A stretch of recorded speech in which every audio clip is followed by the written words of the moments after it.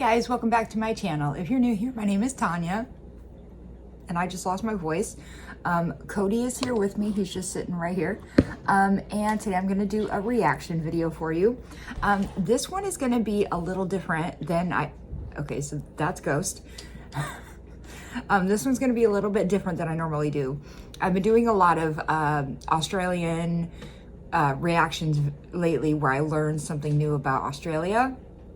And this time I thought I would react to something that I've never reacted to on my channel before. However, this is somebody that for the last couple of years I've watched in my own personal time. And this is the channel Lost in the Pond. That was Ghost.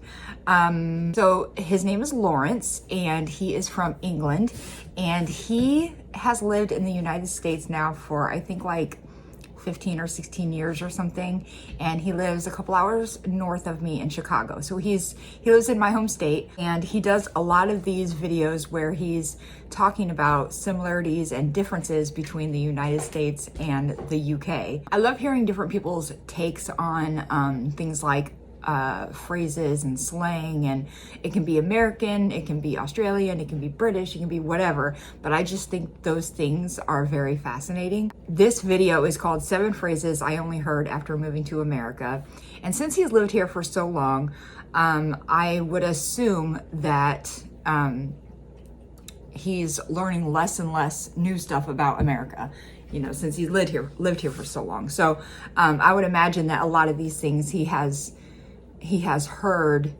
the entire 16 years he's lived here. You can't sit there. You're in my way. Anyway, now that Cody has interrupted me about 5 times, I may as well just get started on the video because I don't remember what I was saying. Okay, so me being American, I would imagine that I have heard and used every single one of these phrases that he is about to list. I don't know what the list is, but I'm just going off of his thumbnail. That was Violet. Going off his thumbnail, his phrase he put on there was, "I plead the fifth," and that is something that, I mean, I feel like a lot of people who don't live in the States have heard that before too, probably on like cop shows and stuff. But that's an example of something that he's going to talk about. So if he's using things like that, then I'm pretty sure I know every single one of these phrases.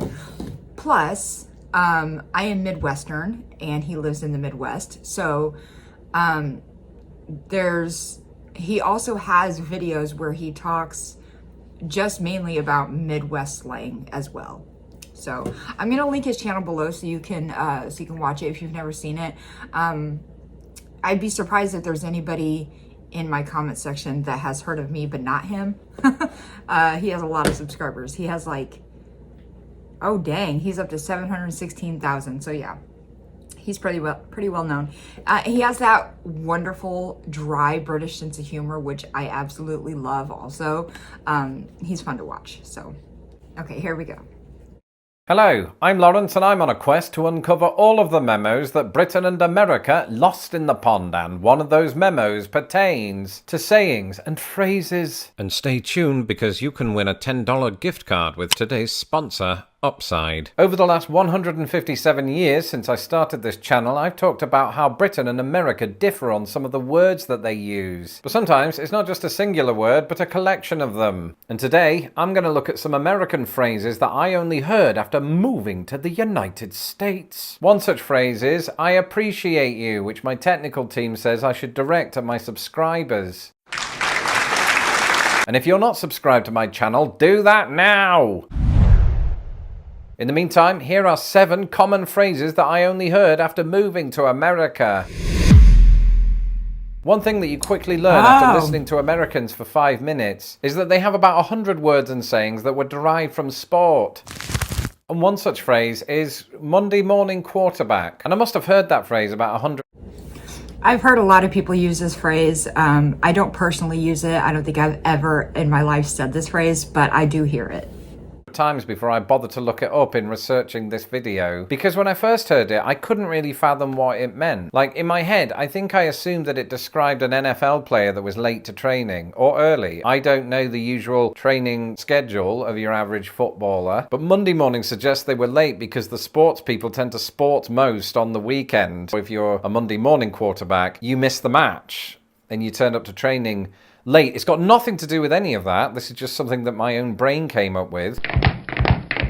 Instead, its definition is one that I don't think Britain really has an equivalent of, because a Monday morning quarterback is a person who passes judgment on and criticises something after the event. In other words, with the benefit of hindsight. I mean, in a sporting context, we have something similar, which is an armchair pundit, but I don't think that quite means the same thing, because an armchair pundit is somebody who might offer their critique of the event in real time as it's happening. Ooh, call yourself a professional tennis player, Novak Djokovic. I could do better than that, you prat. To be clear, Novak, that's not my opinion. That's just me mimicking somebody who is an armchair pundit. Believe it or not, before I became a shoot the breeze is something I would imagine every single one of us says. And actually, I don't know if this is something that people outside of America really do know or not, but it just means that you're shooting the shit. You're hanging out, you're chilling, you're whatever, you know, you're shooting the breeze. YouTube sensation. There was a time when I used to talk to people, and a colleague once asked me if I wanted to shoot the breeze over coffee. Now, I'm from Britain, where 50% of all phrases are related to toilet humour.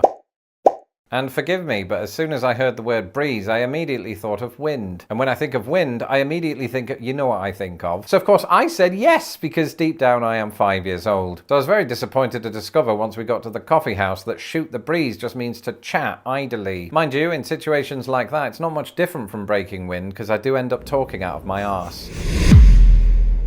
I'll be honest, this Hancock. one doesn't come up very... Yeah, this is something I don't know how many people outside the US know this. I'd be surprised if anyone does, but it's just your signature. To do a little bit of a double take. Put your John Hancock here, said a... I literally just spat that right out of my mouth. Gross. Man holding out an important looking form. You're John Hancock. That sounds like a euphemism to me, friend. And I will not be putting it on this or any piece of paper. But sir, your visa depends on it. And so as I reluctantly pull down my trousers, he hands me a pen. Your John Hancock is your signature, sir. Ah, right. Happy to sign it. Do you still want... Never mind. And while I definitely embellished parts of that story to move the plot along, it does raise one important question. Who on earth is John Hancock? Well, apart from being the person after whom this Chicago skyscraper was named, John... He signed the Declaration of Independence, which is how we got the term. Hancock was a founding father of the United States. Not only was he the first person to sign the Declaration of Independence, but his was by far the largest signature on the document. A popular legend has it that Hancock did this deliberately so as to make his signature clearly visible to Britain's King George III. However, evidence points to this story having been invented many years later, perhaps by Monday morning quarterbacks of the day. Either way, with hindsight of my own, it does make me wonder if that immigration officer only used the term upon hearing my accent. Regardless, it still highlights how the legacy of America's founding still impacts US English today, with the phrase John Hancock a direct link to the country's independence from the British. One item that bears my John Hancock is my debit card. And as a YouTube sensation who regularly hits the road, I'm always looking for ways to save on gas. During our recent trip to view the eclipse, I used the Upside app. Okay, his video is linked below if you are interested in his ad. Today to take advantage of this limited time offer. The link is in my description below. Bye, And Felicia. signing those forms ultimately meant That's that I so was able to stupid. legally work in the United States. It was while working in a call centre in 2015 that I remember hearing this entry for the first time. I vividly remember sitting opposite somebody who used to sign off all of his calls by saying, "Bye, Felicia." And for the longest time, I didn't know why he was doing that or why every one of his customers was called Felicia. But I do know this. Hearing him say that in a British accent just makes me laugh so much. didn't seem especially pleased. And then as time went on, I kept hearing other people use it. Bye Felicia, bye Felicia, bye Felicia. Except it was never as polite as that. And with good reason, because it turns out this is a phrase that one says when one is done with a conversation, meaning that's it, it's over, conversation done. And for fans of trivia, the phrase seems to have originated in the 1995 film Friday, starring Ice Cube. That is true, and that is also a really great movie. But I think, I don't know anyone who uses it in that way. Everyone who uses bye Felicia, it's more of a, I don't like you, I told you off, you know, bye Felicia, get out of my face. Like, I don't like you sort of context behind it. It's not so much, I'm going to say bye Felicia to everybody because I'm done talking to you. It's not really used that way in my area, at least, or at least anywhere I've ever heard. Maybe some people do. Oh my God, this cat. Felicia. And as Mr. Cube himself put it, bye Felicia is the phrase to get anyone out of your face. You hear that, Max? Say that to your wife next time you see her. His wife is called Felicia. Ever so occasionally I receive comments in the comments section. I didn't know this was just an American thing, actually. I thought that was just, like, something that people say. Like, you can tack it on the end of literally any sentence. You can be like, I was tired as all get out. You're just exaggerating whatever you're saying, as all get out. I was, Cody is annoying as all get out. How about that? From commenters saying things like this. Lawrence, your channel is hilarious. I don't know, I'm doing jazz hands. And I am as funny as all get out. Well, it doesn't, I don't know what it means. Other than, I am funny to the highest conceivable degree, which a lot of people will debate, including my mum. But that's what it means. When you are something as all get out, you are really beloved for that thing, unless that thing is stealing, because most people frown upon that. Even if you're really good at it. What do you steal? Not me. I've never stolen anything in my life, except some chewing gum when I was 6. Over the years, many people who follow this channel have brought to my attention a phrase that has the opposite meaning on either side of the pond. To table an item. Now, this might not be one that rolls off the tongue of most people, but it is a phrase that's used quite commonly in political circles. I've never used this. In Britain, if a group of politicians take... Okay, that makes sense. And I was like, I've never used this term, but if it has anything to do with politics, I'm not using that term. I do not care about politics. A piece of legislation, that means that piece of legislation is on the table for them to discuss. In America, it's the exact opposite. When they table that legislation here, it means that they discard it, forget about it, stop talking about it. In other words, I guess I have heard people talk about or use this phrase in a very non-political way. Table it for later. Yeah. I don't use it though. Suspend one's consideration of that thing. So when I, a British-born American, say, hey Max, why don't we table my research on 17-year cicadas? He thinks that I don't want to make that video, when of course I do. That video will be coming soon, so stay tuned. And finally, plead the fifth, and I suspect that... Basically just, it's because it's our Fifth Amendment right to not answer questions. So if you don't want to answer something, you say, I plead the fifth. If you're in court and you're like on the stand answering questions, you have the right to say, I plead the fifth, which just means I'm not going to answer your question. Some of my American viewers might be watching this going, uh-oh, Lawrence, did you get in trouble with the law? And the answer is, no, definitely not. And anyway, that was 12 years ago.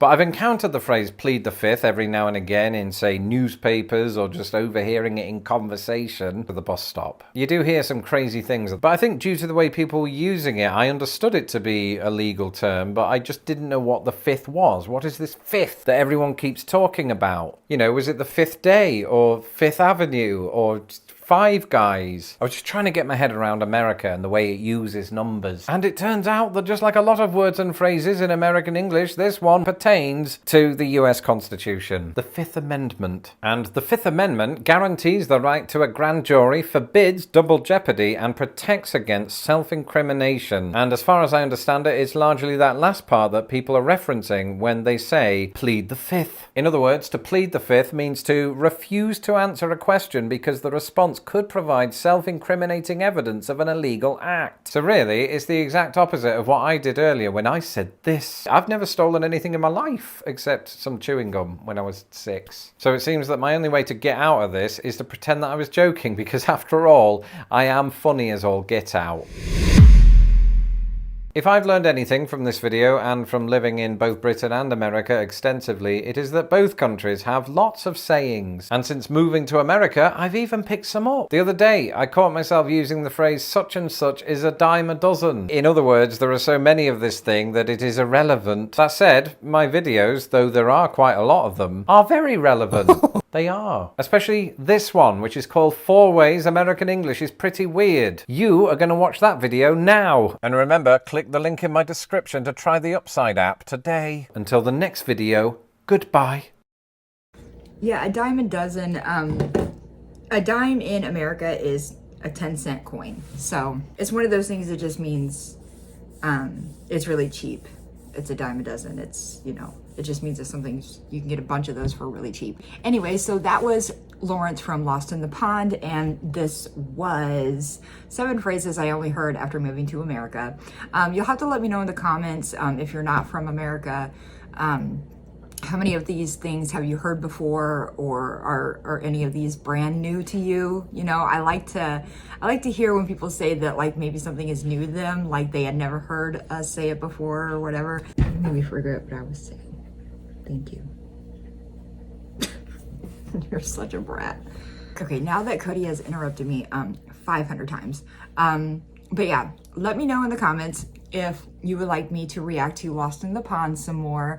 He has the perfect type of channel to react to, you know, because you're learning something, he's funny, he's entertaining.